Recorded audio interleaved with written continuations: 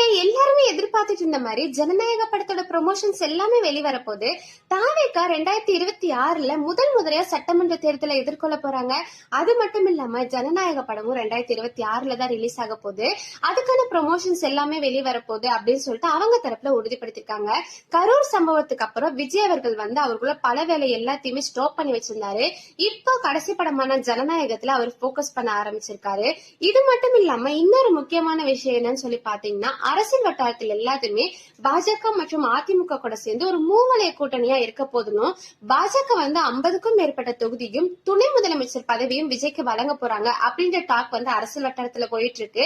Maybe ஜனநாயக படம் ரிலீஸ்க்கு முன்னாடியே கூட்டணி அறிவிச்சிட்டாங்க. மேபி சப்போஸ் பாஜக கூட கூட்டணி அப்படின்னு சொல்லி அறிவிச்சிட்டாங்க அப்படின்னா படம் ரிலீஸ் அப்போ மக்கள் மத்தியிலும் ரசிகர்கள் மத்தியிலும் இது ஒரு எதிர்மறை தாக்கத்தை ஏற்படுத்தணும்.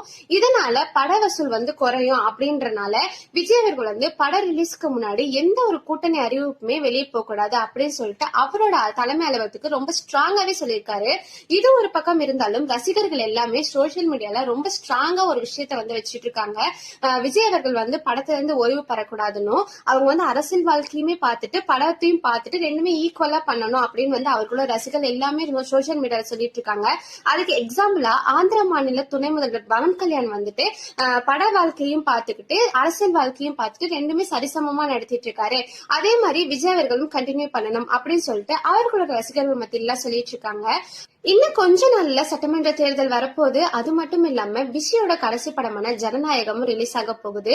இன்னும் கொஞ்சம் மாசத்துக்கு தமிழ்நாடு கொஞ்சம் பரபரப்பா இருக்கும்னே சொல்லலாம். இத பத்தி நீங்க என்ன நினைக்கிறீங்க அப்படின்னு சொல்லிட்டு மறக்காம கமெண்ட் பாக்ஸ்ல கமெண்ட் பண்ணிட்டு போயிடுங்க. டிவிக்கு பத்தின அப்டேட்ஸ்க்கு மறக்காம என்ன ஃபாலோ மட்டும் பண்ணிட்டு போயிடுங்க.